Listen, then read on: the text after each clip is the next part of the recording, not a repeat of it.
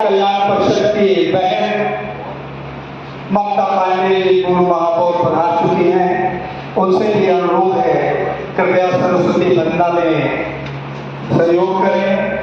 मां सरस्वती को दीप प्रज्वलन कर माल्यार्पण कर कार्यक्रम की शुरुआत की अनुमति प्रदान करें।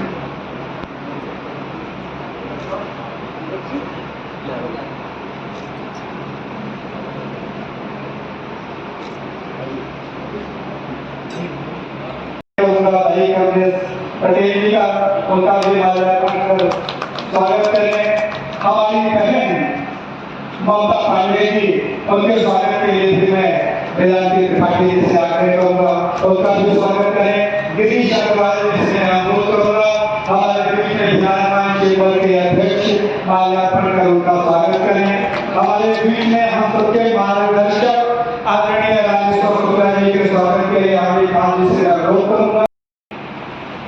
बोले देखिए, हम गिरिजन ये समझ लिए कि घाटा और नफा धंधे में तो चलता रहता है, लेकिन एक सम्मानजनक अखबार निकालने की आवश्यकता है और उन्होंने इसलिए वो अखबार चालू किया। अभी वो घाटे में है कि नहीं है मैं नहीं जानता, मगर सफल संचालन विगत कई वर्षों से कर रहे हैं। निश्चित ही हम लोगों के चर्चा कर रहे हैं, हमारे लिए गर्व की बात है। और नव प्रदेश का ये 25वां स्थापना दिवस है, इसलिए हमें राजा राम त्रिपाठी जी का स्वागत बंधन और अभिनंदन करके बड़ी खुशी हो रही है। क्या लगी राजा राम जी ने जो अखबार 25 साल पहले चालू किया था, आज वो अनवरत आपकी सेवा में हाजिर है और चल रहा है। मंचासीन आदरणीय कमलेश पटेल जी, मैं अपनी तरफ से यहाँ पर हार्दिक स्वागत करता हूँ। आप लोगों ने अब कुछ, मुझे लगता है कहीं के कुछ बचा ही नहीं है। बहुत सारी बातें भाई कमलेश पटेल जी ने कह दी। आप लोग सब लोग सुस्ती में आ गए थे। हमारी बहन ममता पांडे ने ऊर्जा भर दी सबके अंदर, एकदम सबको चार्ज कर दिया। कमलेश पटेल जी ने सारी बातें बताई, वेदांती जी ने बताया कि पत्रकारों की समस्या क्या है। तो निश्चित रूप से हम भी चूंकि उसके साथ जुड़े हुए हैं, तो मुझे भी ये बातें जो हैं बड़ी व्यथा की बातें हैं। और जो इन्होंने कहा कि सरकार, तो सरकार का अपना एक चरित्र होता है। तो जैसा आपने देखा होगा कि बार बार कहा जा रहा है कि हम लोग प्रजातंत्र के चौथे स्तंभ हैं, परंतु ये जो चौथा स्तंभ है, बाकी आप देखिए जो पहला स्तंभ है हमारी विधायिका है, हमारी न्यायपालिका है, हमारी कार्यपालिका है, सबको अधिकार दिए गए हैं। परंतु मैं आपको बताऊं, आप सबको मालूम है कि इस चौथे स्तंभ के पास में संविधान के अंतर्गत लिखित कोई अधिकार नहीं है।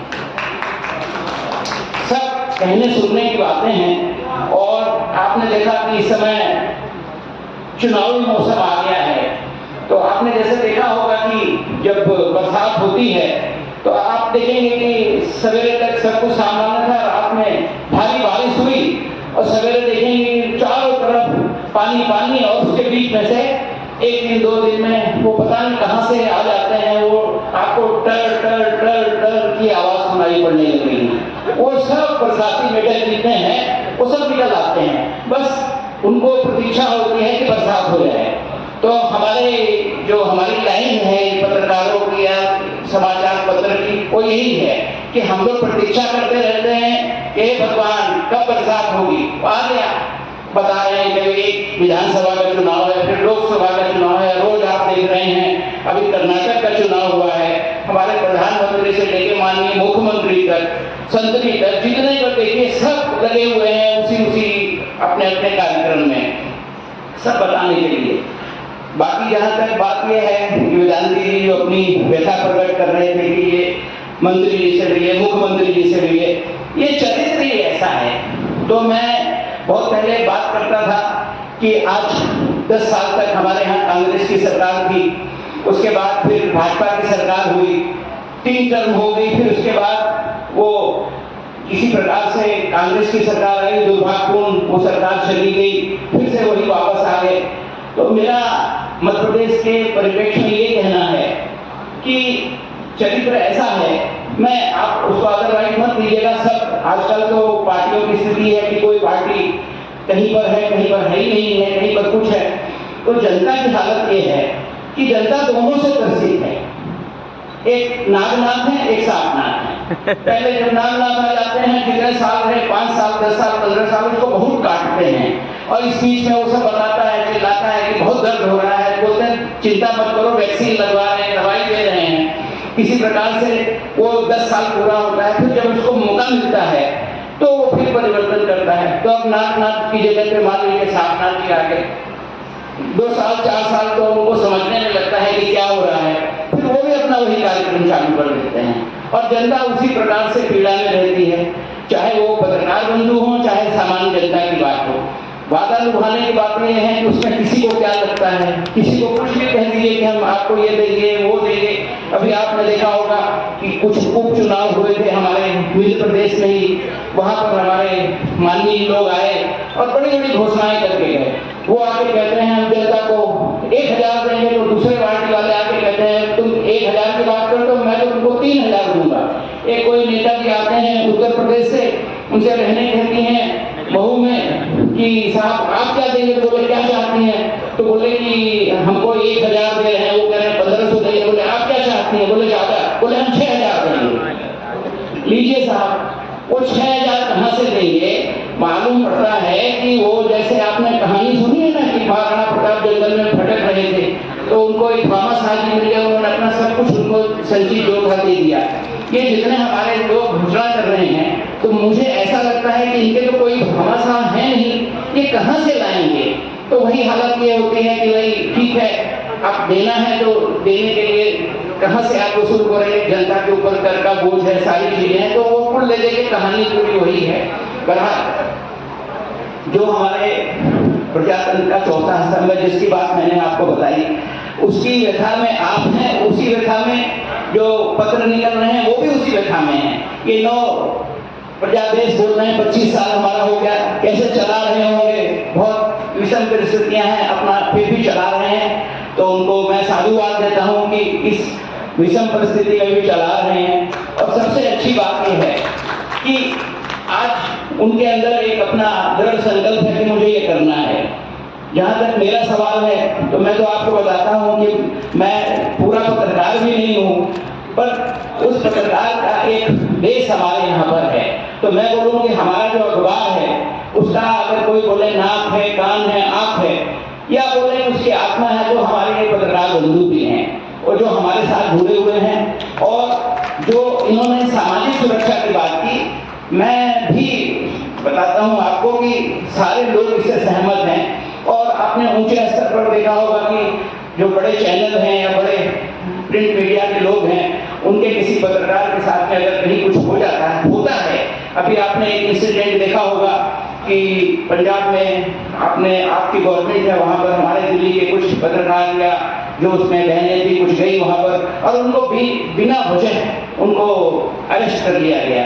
और इतनी बेशर्मी है कि उनके ऊपर कुछ धारा लगा दी कि ये किया, SC एक्ट, वो जितने सारे एक्ट होते हैं सब उनको मालूम है। बाद में आपको मालूम पड़ा होगा कि हाई कोर्ट, सुप्रीम कोर्ट के इंटरवेंशन से वो बाहर आई, उस पर उनके खिलाफ टिप्पणी की गई, तीखी टिप्पणी की गई, विपरीत, प्रतिकूल। तो मेरा कहने का मतलब ये है कि हम लोगों को भगवान से प्रार्थना करना चाहिए और अपने स्तर पर जैसा प्रयत्न वेदांती भी कर रहे हैं, आप सारे पत्रकार लोग और हम लोग भी जो प्रकाशक हैं पेपर के, हम लोग को भी चाहिए कि एक जो सामाजिक सुरक्षा की बात है, और एक सबसे खराब बात यह है कि जब तक उसका शरीर चलता है, वो काम करता है। आपने देखा होगा कि सरकारी नौकरी में, इवन प्राइवेट कंपनियों में जब वो रिटायर्ड हो जाता है तो उसके लिए ग्रेजुटी का, पेंशन का, सारी चीजों का प्रावधान रहता है। परंतु दुर्भाग्य की बात यह है कि हमारे चौथे स्तंभ के जो लोग प्राण हैं, आंख है, कान है, नाक है, आत्मा है, उनके लिए कुछ भी कोई प्रबंध नहीं है। उस वृद्धावस्था की अवस्था में उनका वो कैसे अपना जीवन यापन करेंगे, कैसा उनका परिवार चलेगा, उसके लिए भगवान मालिक है। तो मेरा अपना सोचना है कि ये जागरूकता जो आई हुई है, सब जगह आ रही है, और हम लोगों ने भी अपने किसी फोरम पे एक बातें करी हैं, पर मैं आपको बातें बताता हूँ कि उनका अभी जैसे चुनाव आ गया है, अभी बड़ी पूछ परख बढ़ी हुई है, पत्रकारों की बढ़ी हुई है, पत्रकार के साथ जो पेपर निकलते हैं उनकी भी बढ़ी हुई है। पर निश्चित रूप से इसके ऊपर एक हम लोगों को समग्र रूप से कार्य करने की आवश्यकता है और मुझे विश्वास है कि हम लोग की या आप लोगों की जो इस प्रकार की समस्याएं हैं ये बिल्कुल मानवीय समस्या है और इसके ऊपर सबकी संवेदना है, परंतु उसको थोड़ा सा उसके ऊपर गंभीरतापूर्वक विचार करके आगे बढ़ना होगा। और जैसा अभी बता रहे थे कि सरकार बनेगी, तो मैंने आपको बताया कि सरकार कोई भी हो, चरित्र करीब सब सरकारों का एक ही जैसा होता है। आपने भी देखा होगा कि हमारे यहाँ केंद्र में जो हमारी सरकार चल रही है, राष्ट्रीय गौरव, अंतर्राष्ट्रीय गौरव, बड़े बड़े उनके ऊपर खिताब हैं, पर जहाँ तक मीडिया की बात आती है, पत्रकारिता की बात आती है, तो वो किस प्रकार से उनको हैंडल करती है। अब आपने देखा होगा अभी मकसूद भाई बैठे हुए हैं, ये कानूनी रूप से समझते होंगे कि साहब वो क्या है, ऐसा गलत है तो गलत आप हम इस फोरम में बोल सकते हैं, पर आपने कहावत सुनी है ना कि वो झगड़ा मारे और रोने न दे। तो स्थिति उनकी यही बनी हुई है कि वो मारते हैं, पीटते हैं, जो भी प्रताड़ित करते हैं और फिर सबको चाहते हैं कि हमारे फोल्ड में आ जाओ, हमारे साथ में रहो, तो जो हम तुमको दें उसको खा के सुखी रहो और हमारा गुणगान करो। तो ठीक है, जो जैसा चल रहा है उसके बीच में जो स्थितियां परिस्थितियां हैं, क्योंकि हम लोगों का जीवन भी ऐसे ही चल रहा है, आशा के साथ चल रहा है कि कल शायद अच्छा हो जाएगा, तो निराश नहीं है और न निराश होना चाहिए। हम लोग आशा करते हैं कि आगे आने वाली जो हमारी सरकारें हैं, चाहे वो प्रदेश में हो चाहे देश में हो, निश्चित रूप से इस विषय के ऊपर ध्यान देंगे। 25 वर्ष जो है पापड़ प्याला 25 साल मिल गए और आज या कुशल संचालन कर रहे हैं हमारे देवेंद्र पांडे जी। सबका सम्मान करवा के अपनी कुर्सी खाली कर दी। मंच और विराजमान सम्मानीय आज के मुख्य अतिथि सुपरस्टार सम्मानीय रमेश सिंह दादाजी, सम्मानीय हमारे भाई राजा राम त्रिपाठी जी, सम्मानीय कमलेश पटेल जी और पूर्व विधायक राम लखन पटेल जी, रामेश्वर शुक्ला जी, सबका नाम लेकर मना कर रही है इस समय यात्रा लिया। तो सम्मानीय मंच आपका हार्दिक अभिनंदन वंदन स्वागत। और सामने बैठे हमारे सम्मानीय डॉक्टर साहब, सम्मानीय पत्रकार बंधु, हमारे सुशील सिंह भाई अपना हमारे तरह से किया है, अपना पंचन के उज्जवल भविष्य कामना करी थे, बहुत बहुत बधाई देते कि अपना पंचे ऐसा पेपर चला रहे हैं जब खून पसीना और कलम डूब के लिख रहे हैं और समाज के साथ कंधा से कंधा मिला के चल रहे हैं। अपना पंचन का बहुत बहुत बधाई।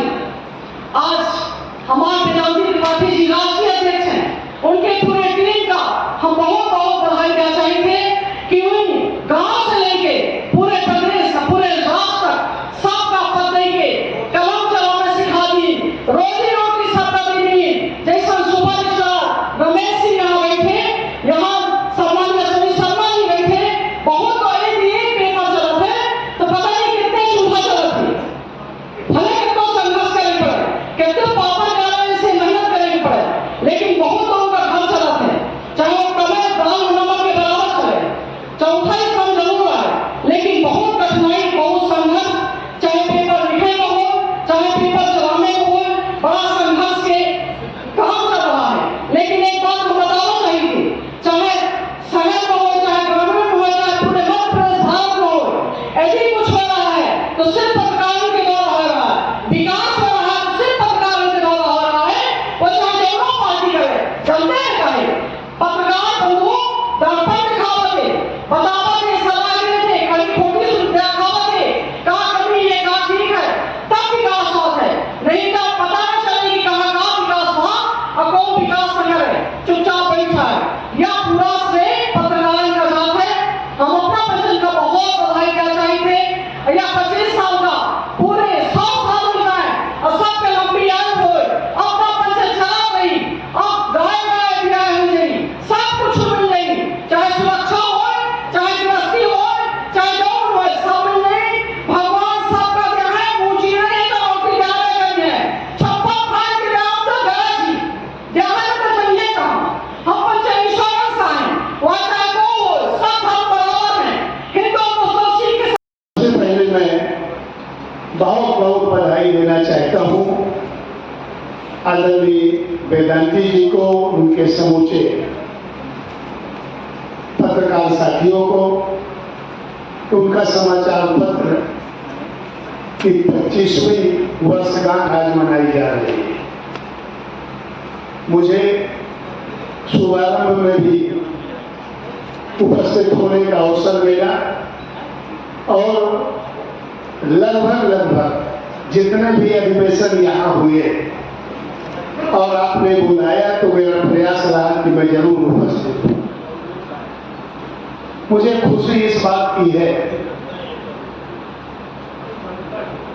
आपकी कर्मठता, आपकी सजगता, स्पष्टवादिता को देखकर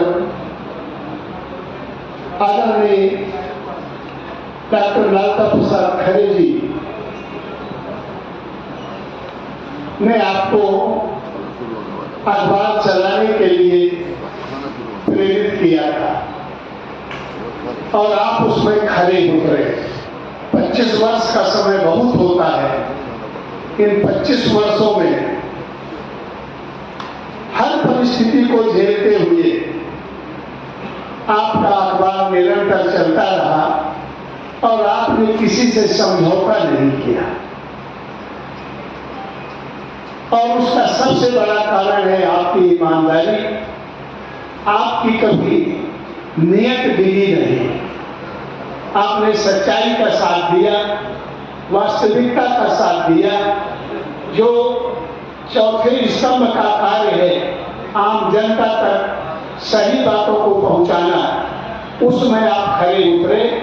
इसीलिए आप इतनी बेबाकी से अपनी बात कहते हैं, किसी से डरते नहीं हैं, क्योंकि आपका मन साफ है, आपके विचार स्पष्ट हैं और आप अपना कार्य ईमानदारी से कर रहे हैं। कई तमाम हमारे साथियों ने अपने अपने हिसाब से अपनी बातें रखी हैं, मैं दोहराना नहीं चाहता हूं। एक जो 2-3 बातें जो प्रमुख रूप से हैं उनमें मैं 1-2 मिनट में अपनी बात पूरी करना चाहूंगा, समय बहुत हो चुका है। पत्रकार सुरक्षा कानून, इसको लागू होना पत्रकारों के हित में है और इसे अवश्य लागू होना चाहिए। अभी जैसा आपने बताया, हमारे नेता पूर्व मुख्यमंत्री आदरणीय कमलनाथ जी ने आश्वासन दिया है कि हमारी सरकार बनेगी तो हम निश्चित रूप से पत्रकार सुरक्षा कानून को लागू करेंगे। मेरा ये भरोसा है कि वो जो कहते हैं अवश्य करते हैं।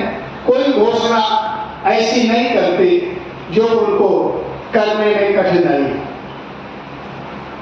इसलिए आने वाला समय ऐसा है कि कमलनाथ जी की सरकार बनेगी, ऐसा विश्वास आम जनता को भी है। मैं तो पार्टी का एक कार्यकर्ता हूं तो मुझे तो है ही, और आपकी इस बहुत लंबित मांग को अवश्य पूरी होगी, ऐसा मुझे भरोसा है। एक दूसरी अहम समस्या है कि पत्रकार साथियों को किसी का मोहताज न होना पड़े और काफी देर तक शामिल होना कठिन काम, लेकिन आप लोगों ने अपना काफी समय दिया। पन्ना छतरपुर और सागर के आगे बीना से भी हमारे अनेक साथी यहाँ विराजमान हैं। मैं उनका हृदय से धन्यवाद ज्ञापित करता हूँ। पत्रकार कल्याण परिषद एक बड़ी जिम्मेदारी का नाम है। ये जिम्मेदारी हम सभी ने बड़े उत्साहपूर्वक स्वीकार की है और उसके निर्वाह में अपने आप को समर्पित भाव से तत्पर किए हुए हैं। पत्रकार बड़ी मजबूरी में अपना काम करता है। पत्रकार के रूप में चाहे वह संस्थान का मालिक हो या श्रमजीवी कलमकार हो गया। दूर से देखने वाले को बड़ा हल्का, बड़ा सहज धंधा लगता है, लोग कहते भी हैं। यही बात नहीं, कुछ नए नवेले लोग कॉलेजों से पत्रकारिता की पढ़ाई करके और बाहर आते हैं और पत्रकार हो जाते हैं और समाज में ऐसी गंदगी फैलाते हैं कि वास्तविक पत्रकारिता करने वाले को भी दिक्कत होने लगती है। कई बार ऐसी समस्याएं आती हैं,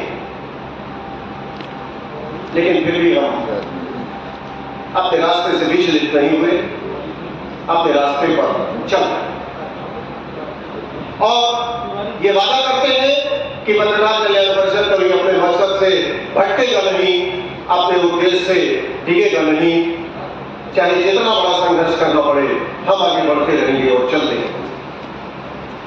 पत्रकार सुरक्षा कानून और जनसंपर्क नीति को मध्य प्रदेश में लागू करने के लिए पत्रकार कल्याण परिषद ने संघर्ष शुरू किया और निरंतर अभी भी वो जारी है। हमने वर्तमान मुख्यमंत्री से 7 बार ये आश्वासन पूरी हमदर्दी के साथ प्राप्त किया कि हम बहुत जल्दी मध्य प्रदेश में पत्रकार सुरक्षा कानून और कल्याणकारी जनसंपर्क नीति लागू करेंगे। 7 बार, लेकिन हमें सिर्फ धोखा हाथ लगा। 18 के चुनाव के पहले सम्माननीय शिवराज सिंह जी ने वादा किया था कि चुनाव होने के पहले तक हम प्रदेश में पत्रकार सुरक्षा कानून की घोषणा कर देंगे। यदि औपचारिकता कुछ बाकी रह गई तो उसको करें। हमने उनको ज्ञापन दिया, कंधे में हाथ रखकर पूरी मुस्कुराहट पूरे दिल के साथ उन्होंने कहा बहुत जल्दी हम लागू कर रहे हैं।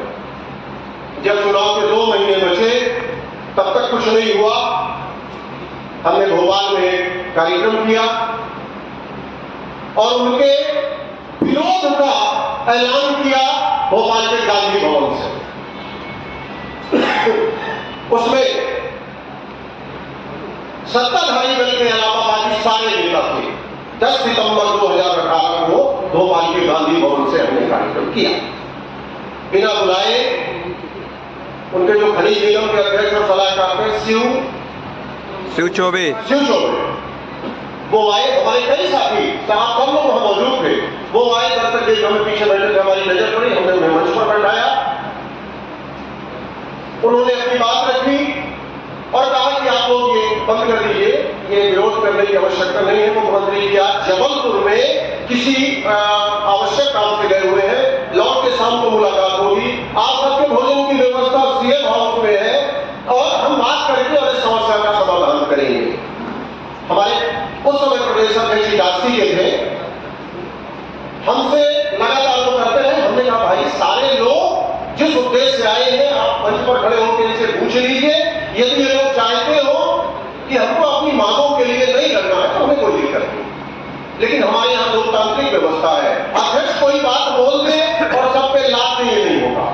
बहरहाल हम लोगों ने कुछ नहीं किया, अपनी पूरी बात, कार्यक्रम हमारा हुआ। हमने भोपाल में करीब 125 वाहनों की मध्य प्रदेश सरकार के खिलाफ रैली निकाली। इसके बाद आके सीएम हाउस का घेराव किया।